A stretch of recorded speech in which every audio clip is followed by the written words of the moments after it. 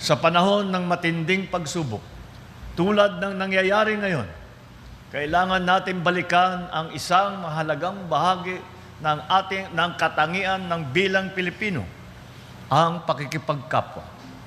Dapat natin kilalanin na ang bawat isa ay may parehong pangangailangan, may parehong pangarap, at may parehong pinagdadaanan. Sa ganitong paraan, may papalalim natin ang ating tiwala sa pamahalaan, ang ating malasakit sa kapwa, at ang ating pagmahal sa ating bayan. Dahil kapag iniisip natin ang kapakanan ng iba, mas nagiging malinaw kung bakit kailangan tayong magtulungan at magkaisa. Sa simpleng pag-unawa at pagdamay, nakakatulong tayong mapagaang ang bigat na dinadala ng ating mga kababayan.